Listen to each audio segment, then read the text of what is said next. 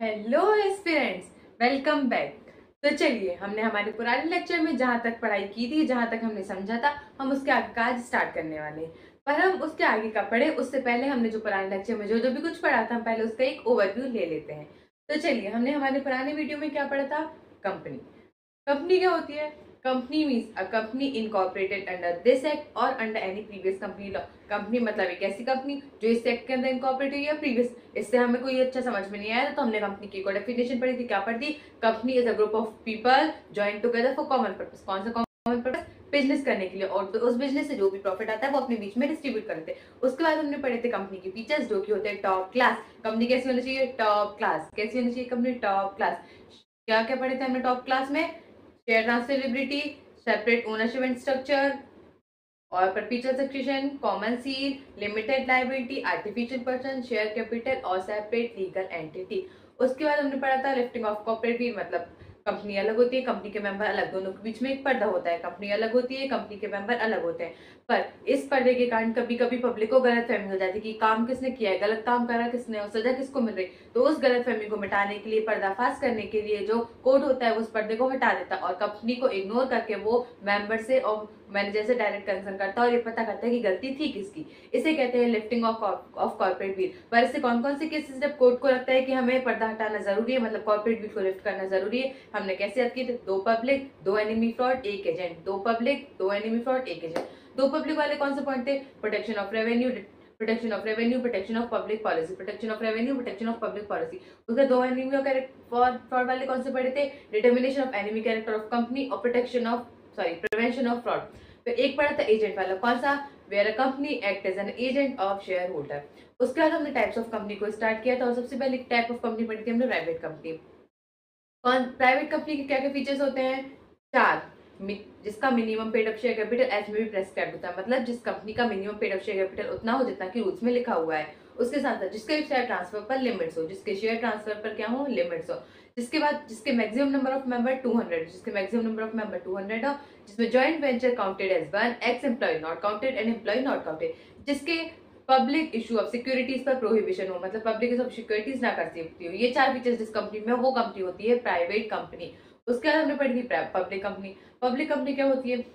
Public company means a company which is not a private company और company which is a subsidy of public company. उसके साथ साथ which company whose minimum paid up share capital as may be prescribed, मतलब उस company का जिसका minimum paid up share capital कितना हो जितना कि रूल्स में लिखा हो। मतलब कौन सी कंपनी पब्लिक कंपनी होगी? वो कंपनी जो प्राइवेट कंपनी ना हो, या वो कंपनी जो सब्सिडी हो किसी पब्लिक कंपनी की, उसके साथ साथ जिसका minimum paid up share capital उतना हो जितना कि रूल्स में लिखा है। उसके बाद हमने पढ़ी थी 1% कंपनी। जैसे कि हमने बात की थी 1% कंपनी में एक ही मेंबर होना है, पर एक नॉमिनी भी होता है। वो नॉमिनी को हम क्यों अपॉइंट करते हैं? इसलिए कि देखो एक ही मेंबर है, आगे चल के वो मेंबर की डेथ हो गई तो कौन पूरी कंपनी को संभालेगा, इसलिए हम नॉमिनी को अपॉइंट करते हैं ताकि मेंबर की डेथ हो जाए तो जो nominee as a member appoint हो जाए। तो वो जो दो मेंबर सॉरी दो पर्सन है, एक मेंबर एक नॉमिनी, उनकी क्या क्या रिक्वायरमेंट होती है? रिक्वायरमेंट होती है निर्मा। वो दोनों पर्सन नेचुरल होने चाहिए, इंडियन सिटीजन होने चाहिए, रेसिडेंट होने चाहिए, एडल्ट होने चाहिए, मतलब माइनर नहीं होने चाहिए। उसके बाद सॉरी रेसिडेंट वाली केस में हमने क्या बात करी थी? अब करेंटली रेसिडेंट हो या ना हो दोनों चल जाएगा, ठीक है ना। उससे 1% कंपनी कांट बी एनबीएफसी और 1% company can't be section 8 company. उसके बाद हमने बात करती है यदि एक पर्सन किसी कंपनी में 1% कंपनी में मेंबर है और वो दूसरी कंपनी में भी दूसरी 1% कंपनी में भी मेंबर बन जाता है, कैसे? By virtue of being nominee. तो उसको 180 दिन का टाइम दिया जाता है कि आप भाई एलिजिबिलिटी क्राइटेरिया को पूरा कर लीजिए। क्या एलिजिबिलिटी क्राइटेरिया? वही कि one a person can become a member in one OPC at a point of time, मतलब एक पर्सन एक ही पर ओपीसी में मेंबर रह सकता है at a point of time. उसके बाद नॉमिनी की बात करी थी। नॉमिनी शैल बिकम मेंबर। देखो नॉमिनी मेंबर कब बन जाता है? जब सब्सक्राइबर की डेथ हो जाती है। नॉमिनी एक प्रायर कंसर्ट देता है कि हाँ भाई देखो मैं आपकी कंपनी में नॉमिनी अपॉइंट होने के लिए तैयार हूँ। जब वो कंसर्ट दे सकता है तो वो ले भी सकता है कि हाँ भाई मुझे आपकी कंपनी का नॉमिनी नहीं देना है, मैं अपनी नॉमिनेशन वापस लेता हूँ, मुझे आपकी कंपनी का नॉमिनी नहीं रहना है। जब नॉमिनी को कंपनी का नॉमिनी ना रहना हो तो वो एक नोटिस देता है, फिर वही नोटिस कंपनी रजिस्ट्रार को देती है कि देखो भाई ये person as a nominee appointed था हमारी कंपनी में, पर ये पर्सन कह रहा है कि हम आपकी कंपनी में नॉमिनी नहीं रहना चाहते, तो वो हमारी कंपनी का नॉमिनी नहीं रहना चाह रहा है अब। उसके बाद यदि एक पर्सन ए है और दूसरा पर्सन बी है, मतलब पहले हमारी कंपनी का नॉमिनी था ए लेकिन नॉमिनी ए अब नॉमिनी नहीं रहना चाह रहा, तो हम एज अ नॉमिनी बी को अपॉइंट कर रहे हैं, तो हमें हमारे एमओए में नॉमिनी का नाम मेंशन होता है, तो अब ए की जगह हमें बी का नाम लिखना पड़ेगा ना।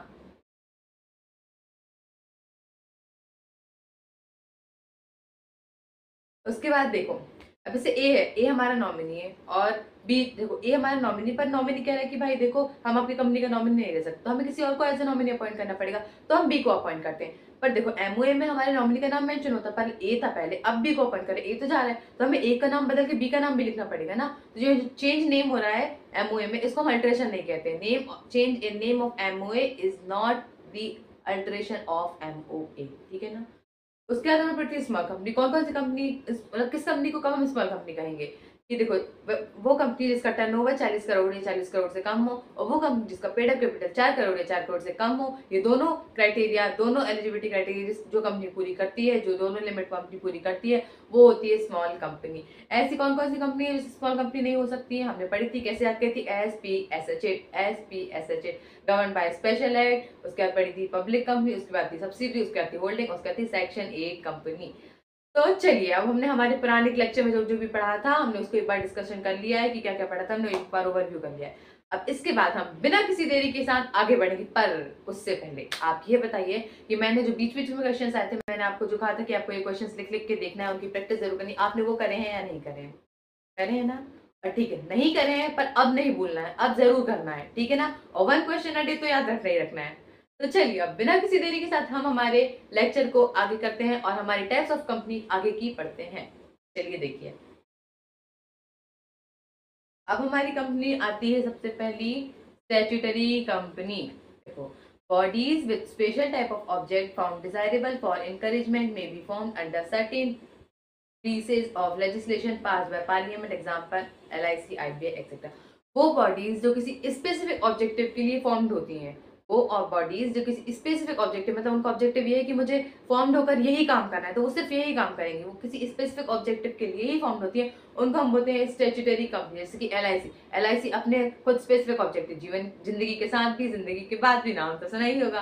तो एलआईसी अपने स्पेसिफिक ऑब्जेक्टिव के लिए फॉर्म्ड हुई है, वो वही काम करती है। आरबीआई क्या काम करती है, वो नोट इशू करती है। और बैंक को, मतलब हमने पढ़े हुए कि क्या क्या काम होते हैं, तो जो स्पेसिफिक, जो वो जिस ऑब्जेक्टिव के लिए फॉर्म हुई, वो वही काम करती है और कुछ काम नहीं करती है वो, ठीक है ना।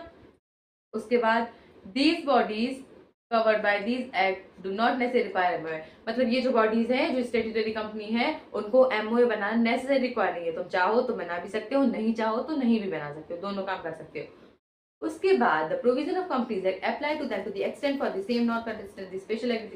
देखो, ये जो स्पेशल बॉडीज हैं, स्टैट्यूटरी कंपनी है, इनके ऊपर कंपनीज एक्ट 2013 लगना कब से चालू होता है, जिस एक्सटेंट पर आकर इनके ऊपर इनका स्पेशल एक्ट लगना बंद होता है, उसी एक्सटेंट से इनके ऊपर कंपनीज एक्ट लगना चालू होता है। मतलब जैसे देखो, एलआईसी का अपना अलग एक्ट है, आरबीआई का अपना अलग एक्ट है। तो जैसे एलआईसी है, तो एलआईसी के ऊपर एलआईसी का एक्ट जिस एक्सटेंट पे आके लगना बंद होगा, उसी एक्सटेंट से इनके ऊपर कंपनीज एक्ट लगना चालू हो जाएगा। तो देखिए, हमने स्टैट्यूटरी कंपनी के बारे में क्या पढ़ा, वो बॉडीज जो किसी स्पेसिफिक ऑब्जेक्टिव के लिए फॉर्म हो और वो अपना काम भी करती हो और लोगों को इनकरेज करती हूँ अपने लिए, उनको क्या बोलते हैं, स्टैट्यूटरी कंपनी। जैसे कि एलआईसी, आरबीआई, इन बॉडीज को क्या होता है, एमओए बनाना जब, मतलब जरूरी नहीं है, तुम चाहो तो बना भी सकते, नेसेसरी रिक्वायर नहीं होता। उसके बाद इनके ऊपर कंपनीज एक्ट लगना उस एक्सटेंट से चालू होता है जिस एक्सटेंट पर आकर इनके ऊपर इनका स्पेसिफिक एक्ट जो है वो लगना बंद हो जाता है। नॉट सो इम्पोर्टेंट बट पता होना चाहिए। अब आता है registered company. A company registered under companies act 2013 और any previous company law is known as registered company. ऐसी कंपनी जो रजिस्टर्ड हो किसी प्रीवियस कंपनी लॉ या फिर कंपनीज एक्ट 2013 में, उन कंपनी को कहते हैं रजिस्टर्ड कंपनी। किस कंपनी को कहते हैं रजिस्टर्ड कंपनी, वो कंपनी जो रजिस्टर्ड हो किसी प्रीवियस कंपनी लॉ में या फिर कंपनीज एक्ट 2013 में, उनको कहते हैं रजिस्टर्ड कंपनी। मतलब जो कंपनी रजिस्टर्ड हो वो रजिस्टर्ड कंपनी, चाहे प्रीवियस में हो चाहे कंपनी करंट कंपनी लॉ में हो, कोई भी में हो, बस कंपनी रजिस्टर्ड होनी चाहिए, तो वो होगी रजिस्टर्ड कंपनी, पर कंपनीज एक्ट में होना चाहिए, ठीक है ना। A company registered under previous company law और companies act 2013 is known as registered company. चलिए अब इंपॉर्टेंट चीज पढ़ने वाले हैं हम, क्या, लिमिटेड बाय, देखो लिमिटेड होती है गारंटी, लिमिटेड होती है लायबिलिटी, अनलिमिटेड होती है। लिमिटेड कैसी हो सकती है, limited by share, limited by guarantee और अनलिमिटेड। लिमिटेड बाय शेयर के केस पढ़ेंगे पहले। लिमिटेड बाय शेयर में जो मेंबर होते हैं कंपनी के, उनकी लायबिलिटी लिमिटेड तो होती है, पर कितने अमाउंट तक, उतना अमाउंट जितने amount of unpaid share capital है। मतलब जो मेंबर होते हैं कंपनी के, उनकी लायबिलिटी लिमिटेड होती है उतने अमाउंट तक जितने amount of unpaid share capital है। Member of liability is limited up to the amount of their unpaid share capital only. और ये लायबिलिटी हम मेंबर से कब बुलवा सकते हैं, लिमिटेड बाय शेयर के केस में एनी टाइम, कभी भी जब मन चाहे हम तब बुलवा सकते हैं। मतलब लिमिटेड बाय शेयर के केस में जो मेंबर है कंपनी के, उनकी लायबिलिटी लिमिटेड होती है कितने अमाउंट तक, उतना अमाउंट जितना की amount of unpaid share capital है। और ये लायबिलिटी हम मेंबर से कब बुलवा सकते हैं, कभी भी। अब देखते हैं, अब आते हैं limited by guarantee. Limited by guarantee के केस में जो कंपनी के मेंबर्स हैं उनकी लायबिलिटी लिमिटेड तो होती है, ठीक है, पर कितने अमाउंट तक, उतना अमाउंट जितने अमाउंट की गारंटी एमओए में स्पेसिफाइड है, ठीक है ना। देखिए लिमिटेड बाय शेयर के केस में क्या था कि मेंबर की लायबिलिटी लिमिटेड है पर उतने अमाउंट तक जितना amount of unpaid share capital है। पर लिमिटेड बाय गारंटी के केस में मेंबर की लायबिलिटी लिमिटेड होती है कितने अमाउंट तक, उतना अमाउंट ऑफ गारंटी जितना कि एमओए में स्पेसिफाइड है। और लिमिटेड बाय गारंटी के केस में ये लायबिलिटी हम मेंबर से कब कौन सा कर सकते हैं, वाइंडिंग अप, जब कंपनी बंद होने लगे, कंपनी बाउंड अप होने लगे, खत्म होने लगे, तब हम बुलवा सकते हैं। तो देखो लिमिटेड बाय शेयर के केस में मेंबर की लायबिलिटी लिमिटेड होगी उतने अमाउंट तक जितना amount of share unpaid share capital है, और ये हम मेंबर से कभी भी बुलवा सकते हैं। लिमिटेड बाय गारंटी केस में मेंबर की लायबिलिटी लिमिटेड होती है उतने अमाउंट तक जितने अमाउंट ऑफ गारंटी एमओए में स्पेसिफाइड है, और ये हम मेंबर से सिर्फ कंपनी के वाउंड अप पर ही बुलवा सकते हैं। Liability, unlimited liability, no liability on, no limit on liability of member state outside account. देखो अनलिमिटेड के केस में नाम में ही लिखा है अनलिमिटेड, मतलब कोई लिमिट ही नहीं है, मतलब मेंबर की लायबिलिटी पर कोई लिमिट नहीं होती है। मेंबर की लायबिलिटी जितनी मन चाहे उतनी हो सकती है, अनलिमिटेड, जितना रखना हो उतना रखो, कोई लिमिट ही नहीं है। पर क्या, पर स्टिल अनलिमिटेड होने के बाद भी स्टिल जो आउटसाइडर है, थर्ड पार्टी है, वो मेंबर को डायरेक्टली सू नहीं कर सकती है। मतलब मेंबर की लायबिलिटी अनलिमिटेड होने के बाद भी जो थर्ड पार्टी आउटसाइडर है वो मेंबर को, कंपनी के जो मेंबर है उनको डायरेक्टली सू नहीं कर सकती है। तो देखो हमने लायबिलिटी लिमिटेड होती है, अनलिमिटेड लेती है। लिमिटेड में हमने पढ़ी limited by share, limited by guarantee, unlimited. Limited by share में हमने क्या पढ़ा, कंपनी के जो मेंबर है उनकी लायबिलिटी लिमिटेड होती है कितने अमाउंट तक, उतना अमाउंट जितना amount of unpaid share capital है। और ये लायबिलिटी हम मेंबर से कब बुलवा सकते हैं, एनी टाइम, कभी भी। लिमिटेड बाय गारंटी के केस में जो कंपनी के मेंबर है उनकी लायबिलिटी लिमिटेड होती है उतने अमाउंट तक, कितने अमाउंट तक, जितना की अमाउंट ऑफ गारंटी एमओए में स्पेसिफाइड है। और ये लायबिलिटी हम मेंबर से कब बुलवा सकते हैं, जब कंपनी बंद होने लगे, जब कंपनी बाउंड अप होने लगे। अनलिमिटेड के केस में मेंबर की लायबिलिटी पे कोई लिमिट ही नहीं हो सकती है, पर इसके बाद भी, अनलिमिटेड होने के बाद भी स्टिल जो आउटसाइडर है, थर्ड पार्टी है, वो मेंबर को डायरेक्टली सू नहीं कर सकती है, ठीक है ना। आगे बढ़ सकते हैं अब हम, समझ में अब आता है सेक्शन 8 कंपनी। भाई साहब इंपॉर्टेंट है, अच्छे से पढ़ना है।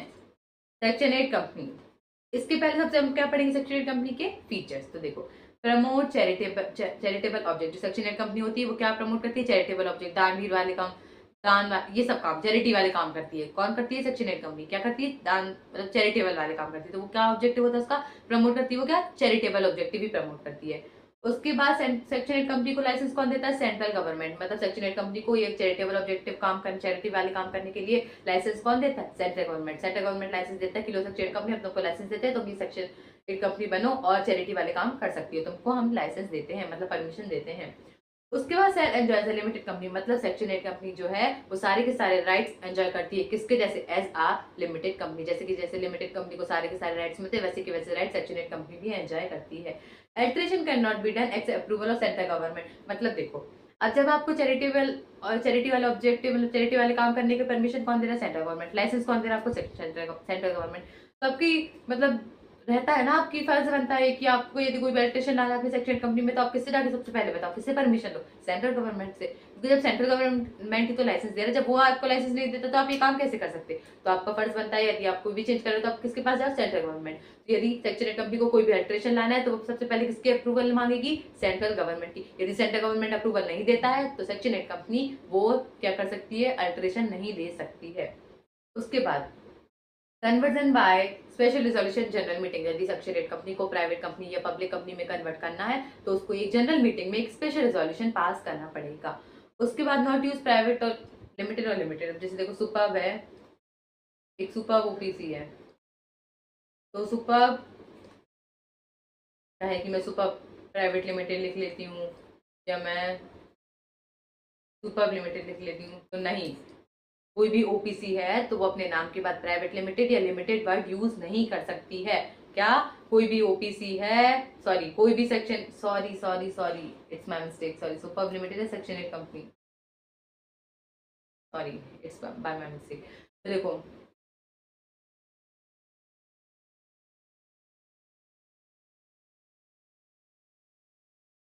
देखो जैसे सुपर्ब है, सुपर्ब एक सेक्शन 8 कंपनी है। सुपर्ब बोले सुपर्ब बोले कि मैं लिख लेती हूँ सुपर्ब प्राइवेट लिमिटेड या सुपर्ब लिमिटेड, तो नहीं, वो नहीं ले सकती। कोई भी जो भी सेक्शन 8 कंपनी है वो अपने नाम के बाद प्राइवेट लिमिटेड या लिमिटेड वर्ड यूज नहीं कर सकती है। क्या सेक्शन 8 कंपनी है तो वो अपने नाम के बाद प्राइवेट लिमिटेड या फिर लिमिटेड वर्ड यूज नहीं कर सकती है, ठीक है ना। उसके बाद profit use for promotion of objective. Section 8 company का जो भी प्रॉफिट होता है, जो भी प्रॉफिट आता है, वो किस लिए यूज कर सकती है? सिर्फ अपने ऑब्जेक्टिव को प्रमोट करने के लिए। सेक्शन 8 कंपनी का जो भी प्रॉफिट आता है वो किस लिए यूज कर सकती है? अपने ऑब्जेक्टिव को प्रमोट करने के लिए। अब देखो अपने सारे ऑब्जेक्टिव को काय के लिए यूज कर रही है? अपने सारे प्रॉफिट को काय के लिए यूज कर रही है? अपने ऑब्जेक्टिव को प्रमोट करने के लिए। डिविडेंड किससे डिस्ट्रीब्यूट होता है? प्रॉफिट से। जब प्रॉफिट ही नहीं हो तो डिविडेंड कैसे डिस्ट्रीब्यूट होगा? तो सेक्शन 8 कंपनी कभी भी अपने मेंबर को डिविडेंड डिस्ट्रीब्यूट नहीं कर सकती है। सेक्शन 8 कंपनी प्रॉफिट को यूज कर सकती है अपने ऑब्जेक्टिव को प्रमोट करने के लिए, और सेक्शन 8 कंपनी अपने डिविडेंड को अपने मेंबर को डिविडेंड डिस्ट्रीब्यूट नहीं कर सकती। तो हमने क्या क्या फीचर्स देखे सेक्शन 8 कंपनी के? सेक्शन 8 कंपनी प्रमोट करती है charitable object. Central government license issue करती है किसको? सेक्शन 8 कंपनी को। वो सेक्शन 8 कंपनी सारे के सारे राइट्स एंजॉय करती है, कैसे? As a limited company. जैसे अल्ट्रेशन लाना है कभी भी सेक्शन 8 कंपनी को तो उसका अप्रूवल लेना पड़ेगा किसका? सेंट्रल गवर्नमेंट का। कन्वर्जन करना है सेक्शन 8 कंपनी को या फिर प्राइवेट कंपनी में या पब्लिक कंपनी में तो उसको स्पेशल रिजोल्यूशन पास करना पड़ेगा एक जनरल मीटिंग में। उसके बाद सेक्शन 8 कंपनी है वो अपने नाम के बाद प्राइवेट लिमिटेड या लिमिटेड वर्ड यूज नहीं कर सकती। उसका सेक्शन 8 कंपनी का जो भी प्रॉफिट आता है वो यूज कर सकती है किसके लिए? सिर्फ अपने ऑब्जेक्टिव को प्रमोट करने के लिए। उसके बाद सेक्शन 8 कंपनी जो है वो अपने मेंबर्स को डिविडेंड डिस्ट्रीब्यूट नहीं कर सकती है। अब देखो हमने जैसे की बात की थी कि सेंट्रल गवर्नमेंट लाइसेंस इशू करती है किसको? सेक्शन 8 कंपनी को। क्या? चैरिटी वाले ऑब्जेक्टिव वाले काम करो। जब हमने क्या बात की कोई इंसान कुछ दे सकता है तो इंसान ले भी सकता है, तो सेंट्रल गवर्नमेंट लाइसेंस दे सकती है तो वो लाइसेंस बस वापस ले भी सकती है। मतलब सेंट्रल गवर्नमेंट ने जो लाइसेंस दिया है सेंट्रल गवर्नमेंट उस लाइसेंस को रिवोक भी कर सकती है कि ये लाइसेंस अब काम का नहीं रहेगा, ये रिवोक होता है, मतलब इसका होना कोई मायने नहीं रखता है अब, ठीक है ना। तो देखो लाइसेंस रिवोक कर रही है, पर लाइसेंस रिवोक करने से पहले एक बार देखो, जैसे आप कोई ने आपके ऊपर चोरी का इल्जाम लगाया, आप उसने बोला कि आपने चोरी करी है, पर वो आपको एक मौका तो देता है ना कि आप ये सफाई कर सको कि भाई आप अपने आप को साबित कर सको कि मैंने चोरी नहीं की है। एक बार तो मौका दिया जाता है आपको, एक बार अपनी बात रखने का मौका दिया जाता है। वैसे ही जब सेंट्रल गवर्नमेंट लाइसेंस रिवोक कर रही है किसका? कंपनी का, सेक्शन 8 कंपनी का, तो वो एक बार सेक्शन 8 कंपनी को मौका देगी कि भाई चलो तुम अपनी बात रख लो, तुम अपनी सफाई पेश कर दो, बताओ हम तुम्हारा लाइसेंस रिवोक क्यों ना करें, ठीक है। वो एक बार सब देगा। तो जब भी सेंट्रल गवर्नमेंट लाइसेंस रिवोक करती है after giving opportunity of being heard, मतलब एक बार कंपनी को अपनी बात रखने का मौका देती है, उसके बाद वो लाइसेंस रिवोक कर सकती है। पर लाइसेंस रिवोक क्यों करेगी? ऐसा तो नहीं मेरा मन कर रहा है लाइसेंस रिवोक कर दूं तो सेंट्रल गवर्नमेंट कह रही भाई मेरा मन कर रहा है लाइसेंस रिवोक कर दूं तो कर दूं, नहीं ना, कोई रीजन तो होगा, वैलिड रीजन तो होगा, उसके कारण ही तो वो लाइसेंस रिवोक कर रही।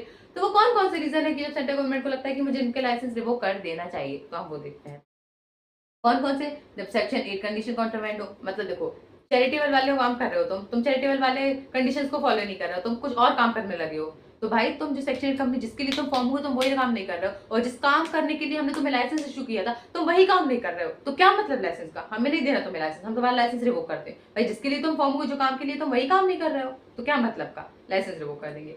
या फिर लाइसेंस कंडीशन कॉन्ट्रावेंट, जब वो लाइसेंस इशू कर रही थी तो कुछ कंडीशन लिखी थी कि आप ये कंडीशन को पूरा करेंगे तभी ये लाइसेंस वैलिड रहेगा, तो वो लाइसेंस की कंडीशन को ही आप कॉन्ट्रावेंट कर रहे हो, तो वो लाइसेंस रिवोक कर देगी। या फिर अफेयर्स कंडक्टेड फॉर्मलिटी, आप ऐसे काम कर रहे हो जिससे फ्रॉड हो रहा हो, फ्रॉड वाले काम कर रहे हो, फ्रॉड कर रहे हो आप, तो कैसे याद रखेंगे? दो कंट्रावेंट एक फ्रॉड, दो कंट्रावेंट एक फ्रॉड, ऐसी कौन कौन सी कंडीशन है जब सेंट्रल गवर्नमेंट सेक्शन 8 कंपनी का लाइसेंस रिवोक कर देगी? दो कंट्रावेंट एक fraud, section 8 condition contravene, licence condition contravene, affairs conducted fraudulent. चलिए उसके बाद जब central government revocation of licence कर देगी सेक्शन 8 कंपनी का, उसके बाद सेंट्रल गवर्नमेंट चाहे तो ऑर्डर भी दे सकती है। क्या क्या ऑर्डर दे सकती है? देखो या तो वो कह सकती है amalgamate to form a single company, या तो वो कहेगी आप किसी और कंपनी के साथ मिलकर एक सिंगल कंपनी बना लीजिए। क्या कह सकती है? आप किसी और कंपनी, देखो भाई देखो जैसे एक कंपनी इसका लाइसेंस रिवोक हुआ तो वो उससे सेंट्रल गवर्नमेंट उससे क्या कहेगी, देखो भाई तुम किसी और कंपनी के साथ मिलकर एक सिंगल कंपनी बना लो। जैसे ए है जिसका लाइसेंस रिवोक हो रहा है, तो सेंट्रल गवर्नमेंट ए से कहेगी तुम बी के साथ मिलकर ए भी बना लो। सेंट्रल गवर्नमेंट क्या कहेगी तुम किसी और कंपनी के साथ मिलकर एक कंपनी बना लो। या फिर क्या ऑर्डर दे सकती है? After satisfaction of debt and liabilities asset and surplus transfer to another section 8 company. या फिर वो कह सकती है, क्या कह सकती है कि भाई देखो तुम अपने डेट्स को और लायबिलिटीज को सेटल कर लो। या फिर वो क्या ऑर्डर दे सकती है? After satisfaction of debts and liabilities asset surplus transfer to another section 8 company, कि देखो भाई तुम अपनी जो भी डेट्स एंड लायबिलिटीज हैं उनको चुकता कर दो, उनका पेमेंट कर दो, उनको सेटल कर दो। उसके बाद जो भी तुम्हारी बची हुई सरप्लस और एसेट्स हैं वो तुम किसी और सेक्शन 8 कंपनी को ट्रांसफर कर दो। मतलब जैसे देखो सी है जिसका लाइसेंस रिवोक हो रहा है, तो सेंट्रल गवर्नमेंट सी से कहेगी कि देखो भाई, तुम जो भी तुम्हारी डेट्स हैं, लायबिलिटीज है, तुम उनको पूरा पैसा दे दो, उनको पूरा सेटल कर दो। सेटल करने के बाद जो भी तुम्हारी एसेट्स और सरप्लस बचे वो तुम दूसरी सेक्शनल कंपनी, जैसे डी है जो दूसरी सेक्शनल कंपनी है, इसको ट्रांसफर कर दो, ठीक है। और after satisfaction of debt and liability, asset and surplus transfer to another section 8 company. उसके बाद या फिर वो कह सकती है कन्वर्ट टू प्राइवेट लिमिटेड और पब्लिक कंपनी, चले। या फिर वो कह सकती है कि देखो भाई, तुम अपनी कंपनी को या तो प्राइवेट या पब्लिक कंपनी में कन्वर्ट कर लो और अपने नाम को चेंज कर लो, जैसे कि हमने ऊपर देखा था, जैसे सुपर लिमिट, सुपर ही है, सुपर है, तो कहेगी आप अपनी कंपनी को, जैसे उसने प्राइवेट कंपनी में कहा कि आप प्राइवेट उसने चाहा कि हम, उसने देखो सेंट्रल गवर्नमेंट ने कहा कि आप प्राइवेट या पब्लिक में कन्वर्ट कर लो, तो सुपर लिमिटेड ने सोचा कि मैं प्राइवेट में कन्वर्ट कर लेता हूँ, तो सुपर लिमिटेड प्राइवेट में कंपनी में कन्वर्ट करेगी तो उसको नाम चेंज करना पड़ेगा, क्या, सुपर प्राइवेट लिमिटेड।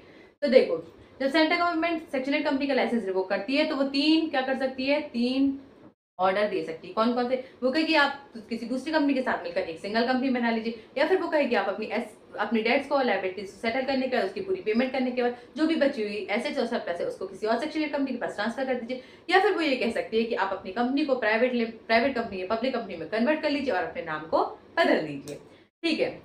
ये एक्सेप्शन कोई ज्यादा इंपॉर्टेंट नहीं, बस एक बार पढ़ना है कि जैसे देखो इसमें नॉर्मल चीजें हैं कि आपको जनरल मीटिंग बुलानी है तो 14 दिन का नोटिस देना पड़ेगा पहले, मिनिमम नंबर ऑफ डायरेक्टर जो है अभी हम आगे पढ़ने वाले उस पर अप्लाई, ये सब नॉर्मल चीजें बस एक बार पढ़ना है, ये ज्यादा इंपॉर्टेंट नहीं है, बस ये मेन इंपॉर्टेंट है। सेक्शन कंपनी के फीचर्स देख लिया हमने, लाइसेंस रिवोक कर सकती है कब कब, कौन कौन सी कंडीशन ऐसी है जब लाइसेंस रिवोक कर सकती है सेंट्रल गवर्नमेंट, तो दो कंटरवेंट, एक for section condition contravene, licence condition contravene, affairs conducted fraudulently.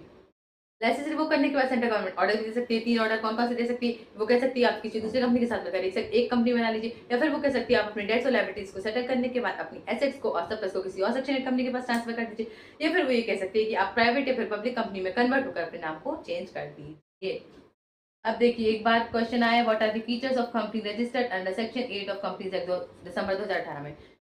Section 8 के फीचर्स पूछे, लिख सकते हैं, क्या पढ़े थे, प्रमोट करती है चैरिटेबल ऑब्जेक्ट को, सेंट्रल गवर्नमेंट लाइसेंस इशू करती है, पूरे राइट्स एंजॉय करती है लिमिटेड कंपनी के, जैसे अल्ट्रेशन कोई भी लाना है सेक्शन कंपनी में तो हमें सेंट्रल गवर्नमेंट का अप्रूवल लेना पड़ेगा, और कन्वर्जन करना है हमें तो उसके लिए हमें स्पेशल रिजोल्यूशन पास करना पड़ेगा जनरल मीटिंग में। उसके बाद हम हमारी सेक्शन कंपनी अपने नाम के बाद प्राइवेट लिमिटेड या फिर लिमिटेड यूज नहीं कर सकती है। उसके बाद सेक्शन कंपनी का जो भी प्रॉफिट होता है वो यूज कर सकती है, किस लिए, सिर्फ अपने ऑब्जेक्टिव को प्रमोट करने के लिए। सेक्शन 8 कंपनी अपने मेंबर्स को कभी भी डिविडेंड डिस्ट्रीब्यूट नहीं कर सकती। देखिए इसको चैरिटेबल कंपनी भी बोलता है। यदि आपको पूछ ले कि चैरिटेबल कंपनी के फीचर्स लिखिए तो आपको घबराना नहीं है, बात सेक्शन 8, जहां चैरिटेबल मिल गया मतलब सेक्शन 8, जहां सेक्शन 8 मिल गया वहां चैरिटेबल, दोनों बात एक ही। सेक्शन 8 लिखा हो तो चैरिटेबल मान लो, चैरिटेबल लिखा सेक्शन 8 मान लो, दोनों बात एक ही है, ठीक है ना। तो चलिए क्या हम आगे बढ़े, इंपॉर्टेंट है, इसको अच्छे से याद रखना है आपको, है ना, तो हम आगे बढ़ते हैं। अब आगे आती है गवर्नमेंट कंपनी, नाम में ही लिखा है गवर्नमेंट की company. Not less than 51% paid up share capital is held by central government, state government or parties.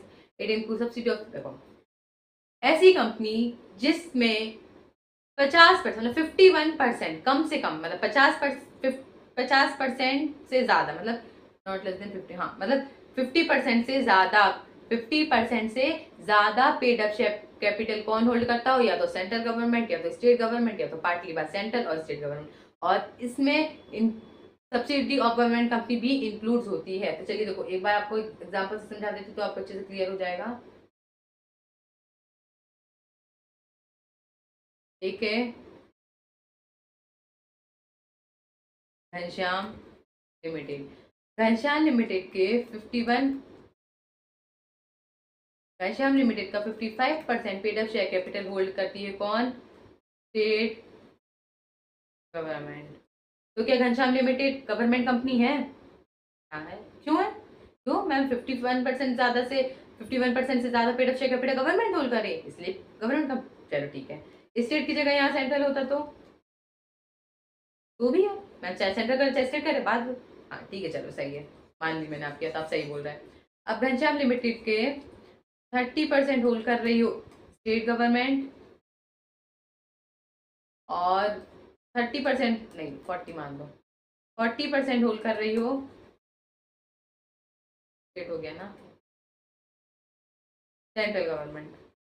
अब बताओ, अब घनश्याम लिमिटेड गवर्नमेंट कंपनी होगी, होगी, क्यों होगी, सेंट्रल गवर्नमेंट तो सिर्फ 40% कर रहा है, स्टेट गवर्नमेंट तो 30% कर रहा है, दोनों में से कोई 51% से ज्यादा कर ही नहीं रहा है, क्यों होगी, है तो क्यों और नहीं है तो क्यों नहीं है। नई वाले तो ये कहेंगे कि मैम स्टेट गवर्नमेंट 50 से कम 51 से कम कर रहा है, सेंट्रल भी 51 से कम कर रहा है। चलो वो ठीक है, अब है वाले बताओ। हाँ, क्यों? क्योंकि ये दोनों मिला के तो कितना कर रहे हैं 70%, जो कि 51% से ज्यादा है। देखो हमें दोनों का अलग अलग नहीं, कहीं दोनों कर रहे हैं तो हमें दोनों को मिला के, है तो दोनों गवर्नमेंट, चाहे स्टेट हो चाहे सेंट्रल हो, है तो दोनों गवर्नमेंट, दोनों मिला के कितना कर रहे हैं 70%, मतलब 51% से ज्यादा है। तो घनश्याम लिमिटेड इस केस में भी गवर्नमेंट कंपनी होगी। चलो अब एक और केस देती हूँ आपको।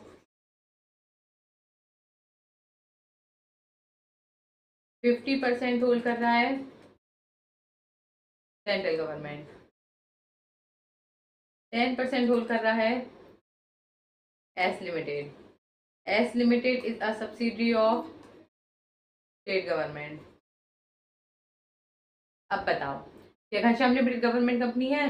नहीं है मैम, क्योंकि सेंट्रल गवर्नमेंट 51%, 50 से ज्यादा नहीं कर रहा है, 50 कर रहा है बस। नहीं है। नहीं, इस केस में भी घनश्याम लिमिटेड गवर्नमेंट कंपनी होगी। क्यों? क्योंकि हमने क्या कही थी, it also include subsidy of government company, मतलब सब एस लिमिटेड जो है वो गवर्नमेंट कंपनी की सब्सिडरी है ना, तो वो भी गवर्नमेंट ही हुई। तो वो दो सेंट्रल गवर्नमेंट और सब्सिडी ऑफ गवर्नमेंट कंपनी मिलकर कितना कर रहे हैं 60% ना, 50 और 60%। इनडायरेक्टली है तो ये गवर्नमेंट, गोल्ड तो गवर्नमेंट कंपनी कर रही है ना, गवर्नमेंट ही कर रही है ना मतलब। तो इस केस में भी 51% से ज्यादा होल्ड कर रही है कौन? गवर्नमेंट, चाहे डायरेक्टली कर रही हो चाहे इनडायरेक्टली कर रहे हो। तो इस केस में भी घनश्याम लिमिटेड क्या होगी? एक गवर्नमेंट कंपनी। ठीक है ना? चलिए, क्या पढ़ा है हमने? company in which not less than 51% paid up share capital is held by central government, state government or partly by central or state government. उसके बाद it also includes subsidy of government company. अब देखो, ordinary holding हम कब कहते हैं? जब more than 50% hold करते हो। स्पेशल होल्डिंग कब कहते हैं? जब 75% और 75% से मोर होल्डिंग करते हो। ठीक है ना? ये आपको एमसीक्यू में इंपॉर्टेंट है, ये गवर्नमेंट कंपनी आपको एमसीक्यू में पूछ सकते हैं। उसके बाद आती है फॉरेन कंपनी। फॉरेन, फॉरेन वाला फॉरेन नहीं, फॉरेन वाला विदेशी कंपनी। ठीक है ना? Foreign company, a body corporate incorporated outside India and a place business in India, conduct business in India in any other manner by itself through agent physically electronic mode. ऐसी body corporate जिसकी place of business हो, देखो ऐसी body corporate जो incorporated हुई है outside India पर जिसकी प्लेस ऑफ बिजनेस इंडिया में हो, फिर वो चाहे खुद काम कर रही हो चाहे किसी एजेंट के थ्रू काम कर रही हो, फिर चाहे वो फिजिकली प्रेजेंट होकर काम कर रही हो चाहे वो इलेक्ट्रॉनिकली मोड में काम कर रही हो। ठीक है, तो एक बार हम इसको भी एग्जाम्पल से देखते हैं। एक कंपनी है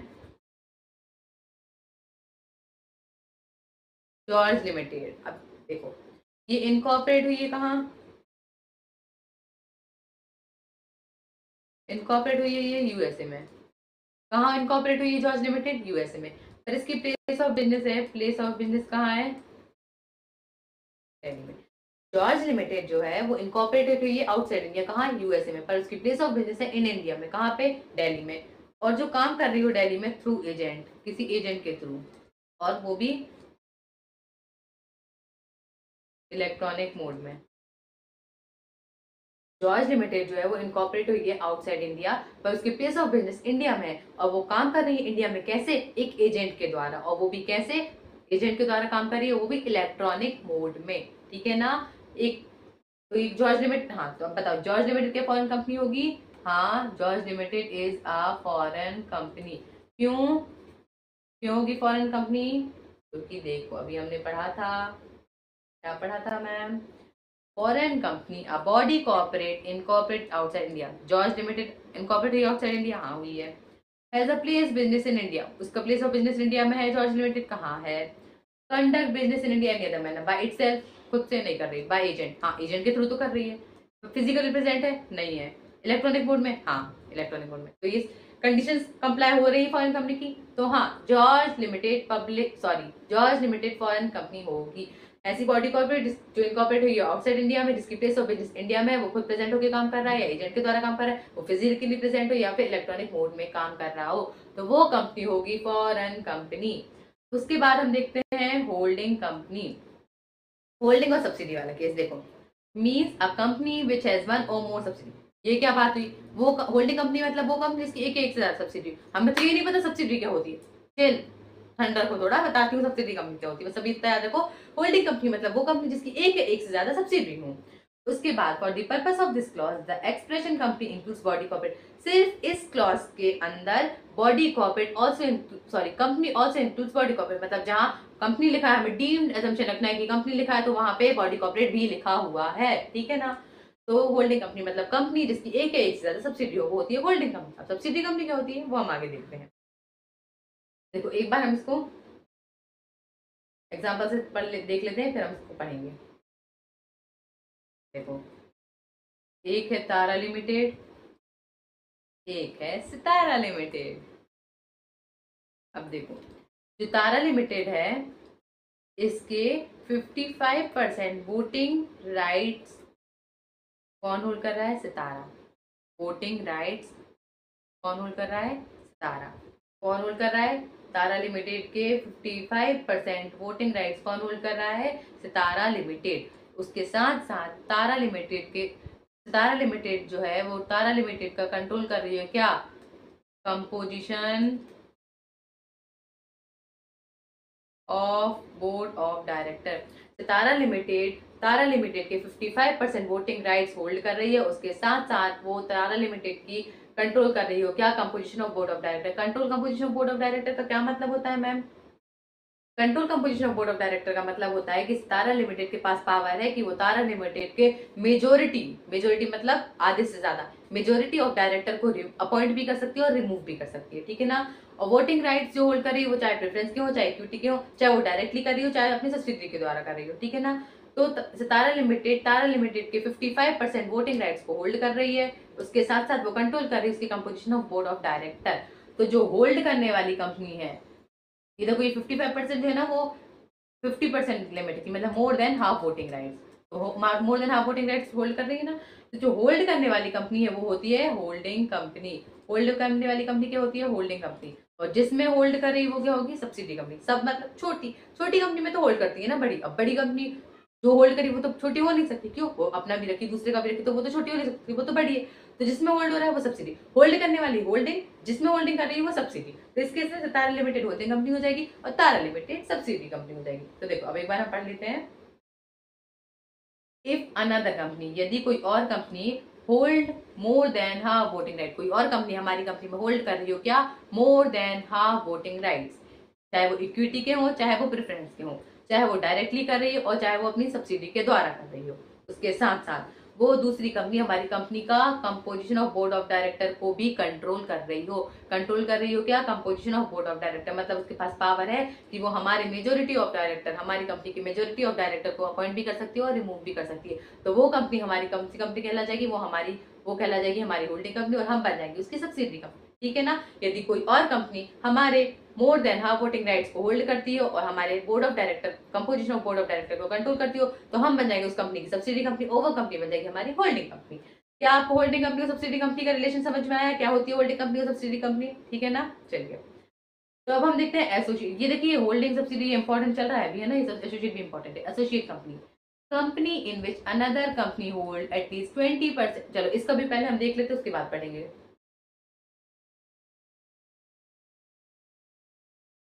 एक है ब्रिलियंट लिमिटेड और एक है जीनियस लिमिटेड। जीनियस लिमिटेड है वो ब्रिलियंट लिमिटेड के 25% वोटिंग पावर्स होल्ड कर रहा है। जीनियस लिमिटेड जो है वो ब्रिलियंट लिमिटेड के 25% वोटिंग पावर्स होल्ड कर रहा है, उसके साथ साथ वो कंट्रोल करता हो क्या? उसके बिजनेस के डिसीजंस को। जीनियस लिमिटेड ब्रिलियंट लिमिटेड के 25% वोटिंग पावर्स होल्ड करता हो, उसके साथ साथ जीनियस लिमिटेड ब्रिलियंट लिमिटेड के बिजनेस डिसीजंस को कंट्रोल भी करता हो। तो इस केस में जीनियस लिमिटेड बन जाएगा होल्डिंग कंपनी और इस केस में ब्रिलियंट लिमिटेड बन जाएगा क्या? Associate company. पर ये देखो ये जो लिमिट है, जैसे ऊपर होल्डिंग कंपनी के केस में ये लिमिट वोटिंग राइट्स 50% मतलब हाफ वोटिंग राइट्स थे, वैसे ही यहाँ पे जो है वोटिंग पावर कितना होना चाहिए? 20% से ज्यादा। 20% से ज्यादा, पर ये 20% से ज्यादा होना चाहिए पर 50% से कम। क्यों मैम? होल्डिंग में तो मान ली 50% से ज्यादा वाली लिमिट थी, अब आप इसमें 20% से ज्यादा बोली, चलो हमने मान ली कि लिमिट ही होती है एसोसिएट कंपनी की 20%, तो 50% से कम क्यों बोल रहे हो आप? 20% से ज्यादा ठीक है ना। इसीलिए क्योंकि देखो 50% से ज्यादा हो जाएगा होल्डिंग तो हम उसके सब्सिडी बन जाएंगे ना, यदि वो हमारी कंपनी में 50% से ज्यादा होल्ड कर लेगा तो हम उसके सब्सिडी बन जाएंगे। हमें तो एसोसिएट की बात करनी है ना, तो 20% से ज्यादा तो एसोसिएट बन रहा है, तो 50 से ज्यादा जैसे ही हम पहुंचेंगे 51 हुए तो हम तो उसकी सब्सिडी बन जाएंगे। इसीलिए एसोसिएट रहने के लिए 20 से ज्यादा तो होना चाहिए, पर 50 से कम, क्योंकि 50 से ज्यादा हो जाएंगे तो हम सब्सिडी बन जाएंगे। तो कोई और कंपनी हमारी कंपनी में 20% से ज्यादा पर 50% से कम वोटिंग पावर्स होल्ड करती हो और हमारे बिजनेस के डिसीजंस को कंट्रोल करती हो, तो वो कंपनी बन जाएगी होल्डिंग कंपनी और हम उसकी बन जाएंगे एसोसिएट कंपनी। तो चलिए अब इस बार हम इसको पढ़ते हैं। Company in which other company hold at least 20% of voting powers or control the business decisions of another company under an agreement. Significant influence control 20% और मोर, वोटिंग पावर्स 20% से ज्यादा पर 50% से कम। याद रखना 50% से कम, क्योंकि 50% से ज्यादा होगा तो सब्सिडी बन जाएंगे। उसके बाद बिजनेस डिसीजंस को कंट्रोल करता हो। एक्सक्लूड होता है जॉइंट वेंचर, सॉरी इंक्लूड होता है जॉइंट वेंचर, एक्सक्लूड होती है सब्सिडी। नॉट इंपॉर्टेंट, बस वो नोट है। फिड्यूसरी कैपेसिटी वाले तो शेयर जहां भी मिल जाए उनको इग्नोर करके, फिड्यूसरी कैपेसिटी वाले शेयर मानना ही नहीं है, इग्नोर ही करके चलना है उनको, ठीक है ना। तो एसोसिएट कंपनी क्या होती है? यदि कोई और कंपनी हमारी कंपनी में 20% से ज्यादा पर 50% से कम वोटिंग पावर्स होल्ड करती है, उसके साथ साथ वो हमारे बिजनेस के डिसीजंस को कंट्रोल करती है, तो वो कंपनी बन जाएगी होल्डिंग कंपनी, हम बन जाएंगे इसकी एसोसिएट कंपनी। आई होप आपको सब्सिडी, होल्डिंग और एसोसिएट के बीच का रिलेशन समझ में आ गया होगा। आ गया है ना? चलिए तो हम आगे बढ़ते हैं। अब आती है public financial institution. Public financial institution, public financial institution मतलब ऐसे इंस्टीट्यूशन जो पब्लिक के हित में काम करते हैं, जो पब्लिक के बेनिफिट के लिए बने हो, जिससे पब्लिक को बेनिफिट होता हो, पब्लिक की सहायता होता हो, ठीक है ना, सहायता होती हो, सॉरी। पब्लिक फाइनेंशियल इंस्टीट्यूशन ऐसे इंस्टीट्यूशन जो पब्लिक के हित में बने हो, जैसे कि LIC, IDFC, IUT है। ये सब इंपॉर्टेंट, मतलब ज्यादा इंपॉर्टेंट नहीं है, आप एक बार बस रीड करना है आपको, ताकि आपको नाम याद है कि MCQ में आपको आगे की पब्लिक इंस्टीट्यूशन है या नहीं। बस इतना याद रखना, वो इंस्टीट्यूशन जो पब्लिक के हित में काम करते हैं वो पब्लिक फाइनेंशियल इंस्टीट्यूशन है, ठीक है। LIC जीवन जिंदगी के साथ भी, जिंदगी के बाद भी किसके लिए बना है? हमारे लिए, ठीक है ना। जो पब्लिक के लिए बने हो, पब्लिक के बेनिफिट के लिए, वो उनको क्या करते हैं? Public financial institutions. तो चलिए अब हम आते हैं हमारी लास्ट टाइप ऑफ कंपनी। हाँ, लास्ट टाइप ऑफ कंपनी कौन सी company? Producer company. Producer company क्या होती है? तो a producer company can be defined as a legally recognised body of farmers, agriculturist with the aim to improve the standard of their living and ensure a good status of their available support, income and profitability. Producer company एक legally recognised body होती है, किसकी? Agriculturist की और farmers की, जिसका main M होता है अपनी स्टैंडर्ड ऑफ लिविंग को इंप्रूव करना और अपनी इनकम को और प्रॉफिट को बढ़ाना। मतलब प्रोड्यूसर कंपनी क्या होती है? एक लीगली रिकॉग्नाइज्ड बॉडी, किसकी होती है? एग्रीकल्चरिस्ट की और फार्मर्स की, जिनका मेन एम होता है अपनी स्टैंडर्ड ऑफ लिविंग को इंप्रूव करना और अपनी इनकम और प्रॉफिट को बढ़ाना। उसके बाद प्रोड्यूसर कंपनी कैसे बनती है? अब producer company can be formed by 10 individuals और मोर और 2 इंस्टीट्यूशन और मोर और combination of both. Producer company कैसे बनती है? 10 या 10 से ज्यादा इंडिविजुअल को मिलाकर, 2 या 2 से ज्यादा इंस्टीट्यूशन को मिलाकर, या कॉम्बिनेशन ऑफ बोथ। मतलब कॉम्बिनेशन के साथ 8 इंडिविजुअल और 2 इंस्टीट्यूशन, ठीक है। तो कैसे बनती है? 10 या 10 से ज्यादा इंडिविजुअल को मिलाकर, 2 या 2 से ज्यादा इंस्टीट्यूशन को मिलाकर, या कॉम्बिनेशन ऑफ बोथ। अब ऑब्जेक्टिव क्या होते हैं प्रोड्यूसर कंपनी के? Procurement, production, harvesting, grading, pooling, handling, marketing, selling, export. अब देखो, यदि आप फार्मिंग मतलब आप ऐसे बैकग्राउंड से, मतलब आपको फार्मिंग से रिलेटेड सारी बातें अच्छे से पता है, तो ये सारे वर्ड्स आपको नॉर्मली सुने हुए होंगे। पर देखो, नहीं भी होंगे तो normal production, harvesting, marketing, selling, export, ये तो ऐसे वर्ड है जो हमने सबने सुने ही होंगे, ठीक है। तो कोई टेंशन बात नहीं है, 4-5 याद कर लीजिए आप ज्यादा से ज्यादा। तो देखो, प्रोड्यूसर कंपनी क्या होती है? प्रोड्यूसर कंपनी एक लीगली रिकॉग्नाइज्ड बॉडी होती है, किसकी? फार्मर्स की और एग्रीकल्चर की, जिसका मेन होता है, क्या होता है मेन है? अपनी स्टैंडर्ड ऑफ लिविंग को इंप्रूव करना और अपने प्रॉफिट्स को और इनकम को बढ़ाना, ठीक है। और प्रोड्यूसर कंपनी कैसे बनती है? प्रोड्यूसर कंपनी बनती है 10 या 10 से ज्यादा इंडिविजुअल को मिलाकर, 2 या 2 से ज्यादा इंस्टीट्यूशन को मिलाकर, या कॉम्बिनेशन ऑफ बोथ। इनका ऑब्जेक्टिव क्या होता है? Procurement, pooling, harvesting, marketing, selling, export. हो गया ना यार? चलिए, तो यहाँ हमारी टाइप्स ऑफ कंपनी खत्म होती है। अब हम बात करते हैं formation of company, section number 3। देखो, may be form for lawful purpose. देखो, कोई भी कंपनी बनती है तो वो किसी ना किसी लॉफुल पर्पस के लिए तो बनती। कंपनी ऐसी तो बन नहीं जाती, किसी ना किसी ऑब्जेक्टिव के लिए तो बनती। देखो भाई, ये काम करना है इसलिए हम कंपनी को बना रहे, कोई ना कोई ऑब्जेक्टिव, कोई ना कोई पर्पस तो होता है, उसी लिए कंपनी बनती, ऐसी तो बन नहीं जाती। तो हर कंपनी एक पर्पस के लिए फॉर्म होती है। तो देखो, यदि हमें पब्लिक कंपनी बनाना है तो हमें कितने व्यक्ति चाहिए? 7 या 7 से ज्यादा पर्सन चाहिए। हमें पब्लिक कंपनी बनाना है तो हमें 7 या 7 से ज्यादा पर्सन चाहिए। हमें प्राइवेट कंपनी बनाना है तो हमें 2 या 2 से ज्यादा पर्सन चाहिए। 1 पर्सन कंपनी बनाना है तो हमें एक ही व्यक्ति चाहिए। और ये जो पर्सन है, ये साइन करेंगे MOA को, मतलब पब्लिक कंपनी है, 7 या 7 से ज्यादा जितने भी व्यक्ति है वो सारे साइन करेंगे MOA को।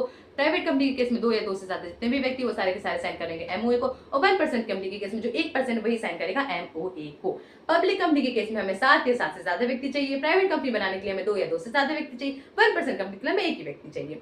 पर देखो number of members reduce by 2 और 7, यदि प्राइवेट कंपनी के केस में नंबर ऑफ मेंबर 2 से कम हो जाए, पब्लिक कंपनी के केस में नंबर ऑफ मेंबर 7 से कम हो जाए, कैरीज बिजनेस फॉर 6 मंथ, उसके बाद भी कम होने के बाद भी कंपनी बिजनेस को कैरी कर ले 6 महीने तक, person known should be liable for the payment of whole debt. देखो यदि प्राइवेट कंपनी के केस में 2 से कम मेंबर हो जाए, पब्लिक कंपनी के केस में नंबर ऑफ मेंबर 7 से कम हो जाए, और कम होने के बाद भी यदि कंपनी अपना बिजनेस कंटिन्यू कर ले 6 महीने तक, तो वो पर्सन, कौन से पर्सन, वो पर्सन जिनको ये बात पता थी, क्या बात पता थी कि नंबर ऑफ मेंबर प्राइवेट के केस में 2 से कम हो गए और पब्लिक के केस में 7 से कम हो गए, तो वो सारे पर्सन लायबल होंगे, किसके लिए लाएंगे, लायबल होंगे पेमेंट ऑफ डेट के लिए, वो सारे पर्सन लायबल हो जाएंगे पेमेंट ऑफ डेट के लिए, और वो स्यूट भी हो सकते हैं, ठीक है ना। तो पब्लिक कंपनी बनाना तो 7 से ज्यादा व्यक्ति चाहिए, प्राइवेट कंपनी बनाना तो 2 या 2 से ज्यादा व्यक्ति चाहिए, और 1% कंपनी बनाना तो एक व्यक्ति चाहिए। पर यदि प्राइवेट कंपनी के केस में 2 से कम हो गए पर नंबर ऑफ मेंबर्स, और पब्लिक के केस में 7 से कम हो गए नंबर ऑफ मेंबर्स, उसके बाद भी यदि कंपनी बिजनेस को कंटिन्यू कर रही है 6 महीने तक, तो वो पर्सन जिनको ये बात पता थी कि नंबर ऑफ मेंबर 2 या 7 से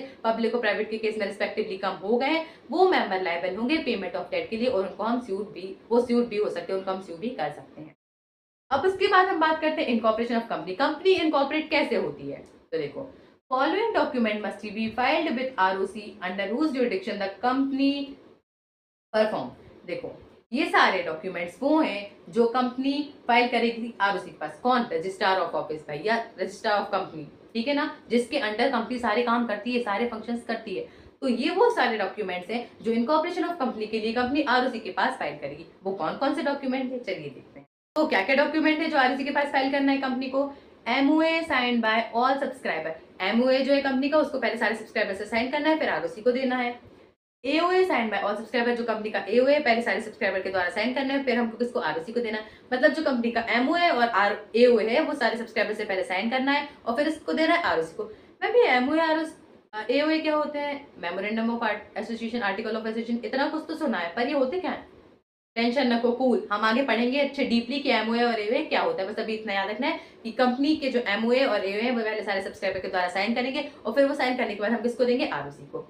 उसके बाद declaration that all requirement of act and rules have been satisfied by, एक डिक्लेरेशन देंगे कि जो एक्ट और रूल्स की जो भी रिक्वायरमेंट थी वो सेटिस्फाई कर ली गई है, किसके द्वारा, person named in AOA, director, secretary. देखो जो भी एक डिक्लेरेशन देंगे कि जो भी रिक्वायरमेंट थी एक्ट और रूल्स की वो सेटिस्फाई करनी है, किसके द्वारा, वो पर्सन जिनका नाम एओए में, कौन पर्सन का नाम होता है एओए में, डायरेक्टर, सेक्रेटरी और मैनेजर।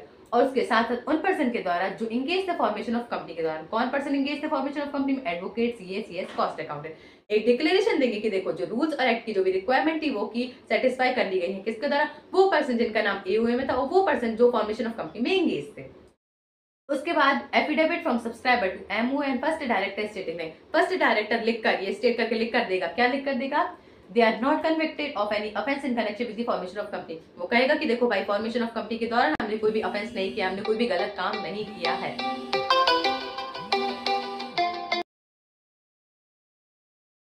उसके बाद और क्या देना है हमें, affidavit from subscribers to MO and first director stating, first director state करेगा, ये लिख कर देगा, क्या लिख कर देगा कि देखो भाई they are not convicted of any offence in connection with the formation of company. वो लिख कर देगा कि देखो भाई फॉर्मेशन ऑफ कंपनी के दौरान हमने कोई भी ऑफेंस नहीं किया है, हमने कोई भी गलत काम नहीं किया है। कौन लिख कर देगा, ये फर्स्ट डायरेक्टर। उसके साथ और क्या लिख के देगा, not guilty of mischief breach under this और प्रीवियस कंपनीज एक्ट। वो लिख कर देगा कि देखो भाई हमने कोई भी ऐसा काम नहीं किया है जिससे हम गिल्टी हो, और प्रीवियस कंपनी एक्ट के अंदर और इस कंपनी एक्ट के अंदर जो भी कंप्लायंस थे हमने उनको कंप्लाई किया है, हमने किसी भी कंप्लायंस का ब्रीच नहीं किया है। ये भी कौन लिख के देगा, फर्स्ट डायरेक्टर। और क्या लिख के देगा, all documents and information contain in them are correct as per there. वो कहेगा कि हमारे नॉलेज के अनुसार जितना हमें पता है, हमने जो भी डॉक्यूमेंट्स और जो भी इन्फॉर्मेशन दिए हैं वो सारे के सारे सही हैं। तो फर्स्ट डायरेक्टर क्या क्या लिख के देगा, देखो वो लिख के देगा कि देखो भाई फॉर्मेशन ऑफ कंपनी के दौरान हमने कोई भी गलत काम नहीं किया है। क्या नहीं किया है, कोई भी गलत काम नहीं किया है, गलत काम नहीं किया है। और क्या कहेगा वो कि देखो भाई हमने इस कंपनी एक्ट के अंदर या फिर प्रीवियस कंपनी एक्ट के अंदर जो भी कंप्लायंस है हमने उनको कंप्लाई किया है, हमने उनका ब्रीच नहीं किया है। और वो ये भी कहेगा कि हमारे नॉलेज के अनुसार हमें जितना पता है हमने सारे के सारे डॉक्यूमेंट, सारी की सारी इन्फॉर्मेशन सही दी हुई है, ठीक है ना। उसके बाद और क्या देना है हमें, address of correspondence till registered office is established, office of correspondence till. देखो अब जब तक कंपनी का रजिस्टर्ड ऑफिस स्टैब्लिश नहीं होता तो जब तक कंपनी कहीं तो रहेगी। अब वो हमारी जैसी लिविंग बीइंग तो नहीं कि वो यहाँ यहाँ भटकती रहेगी, ऐसा तो नहीं। अब वो हमारे जैसी तो नहीं भटकती रहेगी जैसे आप अपन लोग भटकते हैं, ऐसे तो नहीं भटक सकती। तो जब तक उसका रजिस्टर्ड ऑफिस स्टैब्लिश नहीं हो जाता उसको एक टेम्परेरी जगह तो बनानी पड़ेगी कि हाँ, जब तक रजिस्टर्ड ऑफिस स्टैब्लिश नहीं हो जा रही हमारी कंपनी यहाँ रहेगी, तो उस टेम्परेरी जगह की उस करस्पॉन्डेंस का एड्रेस भी हम किसको देंगे, आरओसी। कब तक के लिए, जब तक हमारा रजिस्टर्ड ऑफिस स्टैब्लिश नहीं हो जाता है। उसके बाद particulars and identity proof of subscriber to MOA, मतलब जो एमओए के जो भी सब्सक्राइबर हैं जो एमओए में लिखे हुए हैं उन सारे सब्सक्राइबर को उनका नाम वाम उनका आइडेंटिटी प्रूफ। आइडेंटिटी प्रूफ मतलब आधार कार्ड या पैन कार्ड कुछ भी, मतलब देखो कल को चल के इनने कुछ नाटक कर दिया, कुछ गलत काम कर दिया तो कौन रिस्पॉन्सिबल, उनका आइडेंटिटी, कुछ तो आइडेंटिटी होनी चाहिए ना उन मेंबर्स की हमारे पास। ऐसे कैसे हम मेंबर बना लेंगे कंपनी में, कुछ आइडेंटिटी तो होनी चाहिए कुछ सब्सक्राइबर्स की उनकी, ठीक है। तो उनकी आइडेंटिटी प्रूफ और पर्टिकुलर नाम वगैरह भी हम आरओसी को फाइल करेंगे। उसके बाद प्रेस, अब इतना सब करने के बाद इतना काम करके दे रही है हमें कंपनी को, इनकॉर्पोरेट करके दे रही है आरओसी, तो कुछ पैसा तो लेगी। तो जो भी फीस प्रेस्क्राइब हुई है, उस जो भी प्रेस्क्राइब करी हुई है एक्ट के अंदर, उस प्रेस्क्राइब फीस को भी हम किसको देंगे, आरओसी के पास। इन सब के बाद आरओसी इशू कर देगी certificate of incorporation. ROC company को क्या दे देगी, सर्टिफिकेट ऑफ इनकॉर्पोरेशन, कि लो भाई कंपनी, हमने तुम्हारी कंपनी को इनकॉर्पोरेट कर दिया, ये तुम्हारा सर्टिफिकेट है। उसके साथ साथ वो एक अलॉट करेगी यूनिक सीआईएन, सीआईएन मतलब कॉर्पोरेट आइडेंटिटी नंबर, की वो एक कंपनी को क्या देगी, यूनिक सीआईएन। हर कंपनी का कॉर्पोरेट आइडेंटिटी नंबर अलग अलग होता है। सीआईएन कंपनी की एक आइडेंटिटी होती थी, उस सीआईएन के द्वारा कंपनी को जाना जाता है, इसलिए हर कंपनी का सीआईएन अलग अलग होता है। क्या बात करिए हमने इनकॉर्पोरेशन ऑफ कंपनी, कंपनी को इनकॉर्पोरेट करना है तो कंपनी को ये सारे डॉक्यूमेंट आरओसी के पास फाइल करना पड़ेगा। क्या क्या डॉक्यूमेंट मैम, एमओ एओए को पहले सारे सब्सक्राइबर से साइन करवाना है और फिर उसको आरओसी को देना है। डिक्लेरेशन देना है कि जो भी एक्ट और रूल्स की जो भी रिक्वायरमेंट थी वो हमने सेटिस्फाई कर दी है। किसने, पर्सन जिनका नाम एओए में लिखा है और वो पर्सन जो की फॉर्मेशन ऑफ कंपनी में एंगेज थे। उसके बाद हम फर्स्ट डायरेक्टर लिख कर देगा, क्या लिख कर देगा कि देखो भाई हमने कोई भी गलत काम नहीं करा है, कोई भी ऑफेंस नहीं करा है फॉर्मेशन ऑफ कंपनी के दौरान, और हमने कोई भी ऐसा काम नहीं करा है जिसके लिए हम गिल्टी हो, और जो भी कंप्लायंस थे इस कंपनी एक्ट के अंदर या प्रीवियस कंपनी एक्ट के अंदर हमने उनको कंप्लाई भी किया, उनको ब्रीच नहीं किया है। और वो ये भी कहेगी कि हमारे नॉलेज के अनुसार हमने आपको जो भी डॉक्यूमेंट दिए और जो भी इन्फॉर्मेशन दी है वो सारी की सारी सही है। उसके बाद और क्या देंगे हम, जब तक हमारा रजिस्टर्ड ऑफिस स्टैब्लिश नहीं हो जाता है कंपनी का, जब तक तब तक के लिए हम करस्पॉन्डेंस, मतलब जब तक के लिए जहाँ पे भी कंपनी टेम्परेरी है उस करस्पॉन्डेंस का एड्रेस भी देंगे। उसके साथ साथ जो हमारे सब्सक्राइबर हैं उनकी नाम वाम उनका आइडेंटिटी प्रूफ हम सब कुछ क्या देंगे, किसको देंगे, आरओसी के पास। उसके साथ साथ एक प्रेस्क्राइब फीस भी हम आरओसी को देंगे। इन सब के बाद आरओसी हमारी कंपनी को क्या दे देगी, सर्टिफिकेट ऑफ इनकॉर्पोरेशन, और सर्टिफिकेट ऑफ इनकॉर्पोरेशन के साथ वो हमारी कंपनी को अलॉट कर देगी क्या, सीआईएन, कॉर्पोरेट आइडेंटिटी नंबर भी हमारी कंपनी को अलॉट कर देगी। उसके बाद हम आज की लास्ट चीज पढ़ेंगे, company already incorporate by false advertisement और इन्फॉर्मेशन। देखो जैसे हमने ऊपर पढ़ा था कि फर्स्ट डायरेक्टर वो ये लिख के देता है कि देखो हमारी नॉलेज के हिसाब से हमने जो भी आपको डॉक्यूमेंट और इन्फॉर्मेशन दी है वो सारे के सारे सही हैं। पर बाई चांस गलत इन्फॉर्मेशन और गलत डॉक्यूमेंट्स मिले थे उस आरओसी को, उसके बाद भी कंपनी फॉर्म हो ही गई अब गलत इन्फॉर्मेशन से भी, तो फिर ट्रिब्यूनल के पास बात जाएगी और ट्रिब्यूनल पहले कंपनी को एक बार मौका देगी आफ्टर अपॉर्चुनिटी ऑफ बीइंग, वही बात कि पहले एक बार आपको सफाई पेश करने का मौका दिया जाएगा, तो वैसे ये ट्रिब्यूनल पहले कंपनी को एक बार मौका देगी कि आप अपनी सफाई पेश कर लो। उसके बाद कंपनी ऑर्डर दे सकती है, क्या क्या ऑर्डर दे सकती है, कंपनी कहेगी कि देखो भाई ट्रिब्यूनल ऑर्डर दे सकती है। ट्रिब्यूनल क्या कहेगी कंपनी से कि देखो भाई आप अपने एमओए और एओए को चेंज कर दो, किसके इंटरेस्ट में, पब्लिक क्रेडिटर और मेंबर, मतलब वो कहेगी कंपनी आप अपने एमओए और एओए को मेंबर पब्लिक और क्रेडिटर के हित में, उनके बेनिफिशियल के लिए चेंज कर दीजिए, उनके हित में चेंज कर दीजिए, उनके इंटरेस्ट में चेंज कर दीजिए। या फिर वो कहेगी कि आप अपनी मेंबर की लायबिलिटी को अनलिमिटेड कर दीजिए, कहेगी कंपनी आप अपनी मेंबर्स की लायबिलिटी को अनलिमिटेड कर दीजिए। या फिर ट्रिब्यूनल खुद ही डायरेक्ट उस कंपनी के नाम को मतलब एक रजिस्टर होता है जिसमें सारी कंपनीज के नाम लिखे हुए होते हैं, तो ट्रिब्यूनल डायरेक्ट उस रजिस्टर से उस कंपनी का नाम ही हटा देगी, डायरेक्ट रिमूव ही कर देगी। या फिर ऑर्डर दे सकती कि वाइंड अप, या तो ट्रिब्यूनल कहेगी बस भाई कंपनी हो गया, बस तुम निकलो, वो वाउंड अप का ऑर्डर दे देगी, बस कंपनी अब तुम बंद करो, हो गया तुम्हारा। या फिर such order as may deem fit, या फिर इन 4 ऑर्डर के अलावा ऐसा कोई ऑर्डर है जो ट्रिब्यूनल को ठीक लगता है कि भाई ऐसा ऑर्डर दे देना चाहिए, तो ट्रिब्यूनल वैसा ऑर्डर भी दे सकती है। मतलब ऐसा ऑर्डर जो ट्रिब्यूनल के हिसाब से ट्रिब्यूनल को सही लगता है वो वैसा ऑर्डर भी दे सकती है। तो चलिए अब हमारे लेक्चर को हम खत्म करने से पहले आज हमने जो जो भी पढ़ा है उसके एक बार ब्रीफ डिस्कशन कर लेंगे कि हमने क्या क्या पढ़ा था। तो आज हमने कहाँ से पढ़ा था, स्टैट्यूटरी कंपनी से। स्टैट्यूटरी कंपनी क्या होती है, वो बॉडी जो किसी स्पेसिफिक ऑब्जेक्टिव के लिए फॉर्म हुई हो, वो बॉडी जिस स्पेसिफिक ऑब्जेक्टिव के लिए फॉर्म हुई हो वो सिर्फ वही काम करती हो। इन बॉडीज को एमओए बनाना नेसेसरी रिक्वायर नहीं है, चाहे तो बना सकती है, ना चाहे तो ना भी बनाए। और इनके ऊपर कंपनीज एक्ट लगना उस एक्सटेंट से चालू होता है जिस एक्सटेंट पर इनके ऊपर इनका स्पेसिफिक एक्ट लगना बंद होता है। उसके बाद हमने बात करी रजिस्टर्ड कंपनी, वो कंपनी जो रजिस्टर्ड हो कंपनीज एक्ट 2013 के अंदर या फिर प्रीवियस कंपनी लॉ के अंदर, वो कंपनी कहलाती है रजिस्टर्ड कंपनी। उसके बाद हमने बात की थी limited by share, limited by guarantee, unlimited. Limited by share के केस में मेंबर जो होते हैं कंपनी के, उन मेंबर की लायबिलिटी लिमिटेड होती है। कितने अमाउंट तक? Amount of unpaid share capital. और ये लायबिलिटी हम मेंबर से कब बुलवा सकते हैं? एनी टाइम, कभी भी। लिमिटेड बाय गारंटी के केस में लिमिटेड जो मेंबर की लायबिलिटी जो होती है वो लिमिटेड होती है उतने अमाउंट तक। कितने अमाउंट? उतने अमाउंट ऑफ गारंटी जितना कि एमओए में स्पेसिफाइड है। ये हम मेंबर से कब बुलवा सकते हैं? ये लायबिलिटी हम मेंबर से कब बुलवा सकते हैं? अपॉन वाउंडिंग अप, जब कंपनी बंद होने लगे तभी हम ये लायबिलिटी मेंबर से बुलवा सकते हैं। अनलिमिटेड के केस में मेंबर की लायबिलिटी पे कोई लिमिट ही नहीं होती, अनलिमिटेड जितना मन चाहे उतनी रह सकती है। पर अनलिमिटेड होने के बाद भी स्टिल आउटसाइडर जो थर्ड पार्टी होती है वो डायरेक्टली हमारे कंपनी के मेंबर्स को डायरेक्टली स्यू नहीं कर सकती हैं। उसके बाद हमने पढ़ा था सेक्शन 8 कंपनी। सेक्शन 8 कंपनी के फीचर्स पढ़े थे हमने कि सेक्शन 8 कंपनी प्रमोट करती है चैरिटेबल ऑब्जेक्ट्स को। सेक्शन 8 कंपनी को लाइसेंस कौन इशू करता है? सेंट्रल गवर्नमेंट की। हाँ, आप चैरिटेबल वाले काम कर सकते हो। उसके बाद वो सारे के सारे राइट्स एंजॉय करती है। कैसे? एज अ लिमिटेड कंपनी के जैसे। यदि सेक्शन 8 कंपनी को कोई भी अल्टरेशन लाना है तो उसके लिए उसको सेंट्रल गवर्नमेंट का अप्रूवल लेना पड़ेगा। आप देखो, लाइसेंस सेंट्रल गवर्नमेंट ने इशू करा था, तो कोई भी चेंजेस लाना है तो आपको अप्रूवल परमिशन भी सेंट्रल गवर्नमेंट की लेनी पड़ेगी। सेंट्रल गवर्नमेंट परमिशन नहीं दे रही तो आप अल्टरेशन नहीं कर सकते हो। उसके बाद यदि कन्वर्जन करना है सेक्शन 8 कंपनी को तो फिर उसको सेक्शन 8 कंपनी को यदि कन्वर्जन करना है प्राइवेट या पब्लिक कंपनी में तो उसको जनरल मीटिंग में एक स्पेसिफिक क्या करना पड़ेगा? एक स्पेशल रिजोल्यूशन पास करना पड़ेगा। उसका सेक्शन 8 कंपनी अपने नाम के बाद प्राइवेट लिमिटेड या फिर लिमिटेड वर्ड यूज नहीं कर सकती। उसके बाद सेक्शन 8 कंपनी का जो भी प्रॉफिट आता है वो प्रॉफिट सिर्फ यूज कर सकती है किसके लिए? अपने ऑब्जेक्टिव को प्रमोट करने के लिए। उसके बाद सेक्शन 8 कंपनी कभी भी अपने मेंबर को डिविडेंड डिस्ट्रीब्यूट नहीं कर सकती है। चलिए, उसके बाद हमने बात करी थी लाइसेंस की रिवोकेशन की। सेंट्रल गवर्नमेंट चाहे तो कंपनी को जो लाइसेंस उसने इशू किया था उस लाइसेंस को वो रिवोक भी कर सकती है। कब? After giving opportunity of being heard. पर वो कौन कौन सी कंडीशन जब सेंट्रल गवर्नमेंट लाइसेंस रिवोक कर सकती है? 2 कंटरवेंट 1 फ्रॉड। 2 contravene 1 fraud. जब section 8 condition contravene, licence condition contravene या फिर affairs conducted fraudulently. Licence revoke करने के साथ साथ सेंट्रल गवर्नमेंट ऑर्डर भी दे सकती है कंपनी को। क्या क्या ऑर्डर दे सकती है? कि आप किसी दूसरी कंपनी के साथ मिलकर एक सिंगल कंपनी बना लो, अमालगमेट कर लो। या फिर वो कहेगी आप अपने डेट्स को लायबिलिटीज सेटल करने के बाद, पे आउट करने के बाद, उनकी पेमेंट करने के बाद जो भी बची हुई एसेट्स और सरप्लस है वो किसी दूसरी सेक्शन 8 कंपनी के पास ट्रांसफर कर दो। या फिर वो कहेगी कि कंपनी आप किसी प्राइवेट या फिर पब्लिक कंपनी में कन्वर्ट हो जाओ और अपने नाम को बदल दो। उसके बाद हमने बात करी थी गवर्नमेंट कंपनी। गवर्नमेंट कंपनी वो कंपनी होती है यदि कोई कंपनी में किसी कंपनी में मोर देन 50% क्या पेड अप शेयर कैपिटल कौन होल्ड करे? Central government, state government, either by centre और पार्टली बाय सेंटर और state government. It also include subsidy of government company.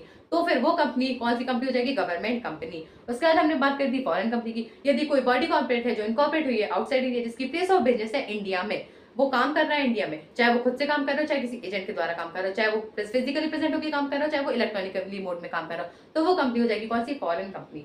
उसके बाद हमने होल्डिंग, सब्सिडी और एसोसिएट के बारे में बात करी थी। होल्डिंग कंपनी और सब्सिडी कंपनी, तो देखो जैसे हमारी कंपनी है, यदि दूसरी कंपनी हमारी कंपनी में more than 50% voting rights hold कर रही हो, कैसे?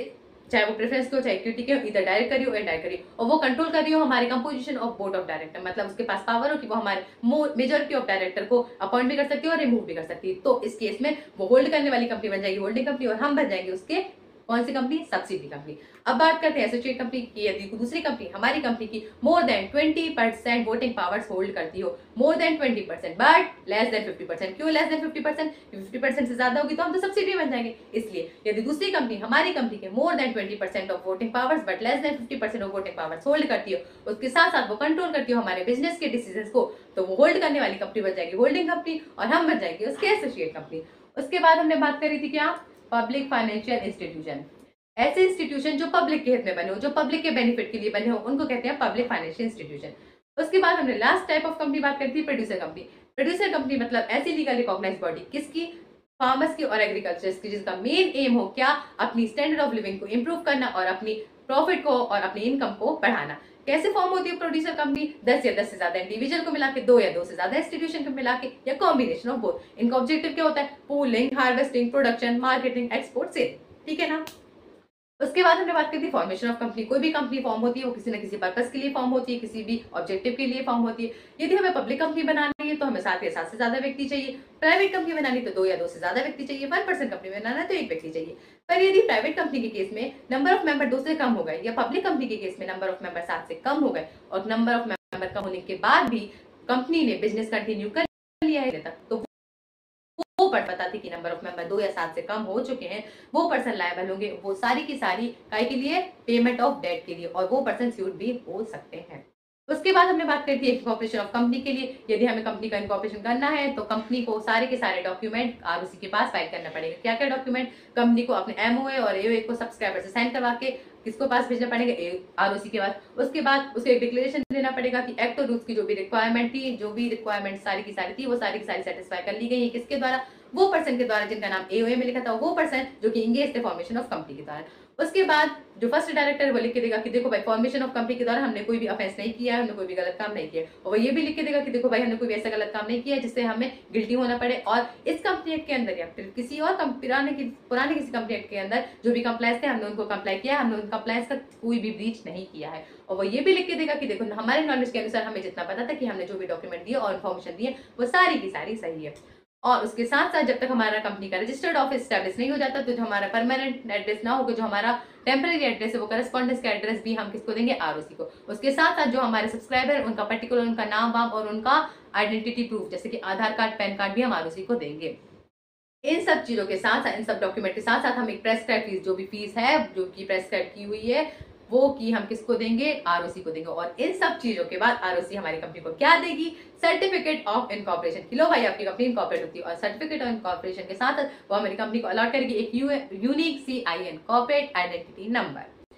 चलिए, और उसके बाद हमने लास्ट चीज क्या पढ़ी थी? यदि फॉल्स एडवर्टीजमेंट से, फॉल्स इन्फॉर्मेशन से बाई चांस कंपनी इनकॉर्पोरेट हो ही गई है, तो फिर इसके बाद ये केस किसके पास जाएगा? ट्रिब्यूनल के पास। ट्रिब्यूनल पहले कंपनी को और एक बार मौका देगी कि आप अपनी सफाई रख लो। उसके बाद ट्रिब्यूनल ऑर्डर पास कर सकती है। क्या वो कहेगी कंपनी को कि देखो, आप अपने एओए और एमओए को चेंज कर लो। किसके इंटरेस्ट में? पब्लिक क्रेडिटर या फिर मेंबर के इंटरेस्ट में। या फिर वो कहेगी आप अपने मेंबर की लायबिलिटी को अनलिमिटेड कर दो। या फिर वो ये कह सकती, या फिर वो डायरेक्ट रिमूव भी कर सकती है रजिस्टर से, कंपनी का नाम डायरेक्ट रिमूव भी कर सकती है। या फिर वो ऑर्डर दे सकती है कि देखो भाई, बस कंपनी हो गया, बस अब तुम वाइंड अप कर लो, वाउंड अप का ऑर्डर दे सकती है। या फिर इन चार के अलावा ट्रिब्यूनल को जो ऑर्डर ठीक लगे, ट्रिब्यूनल वो ऑर्डर भी दे सकती है। As may deem fit, tribunal को जो ऑर्डर लगे, ट्रिब्यूनल वो ऑर्डर भी दे सकती है।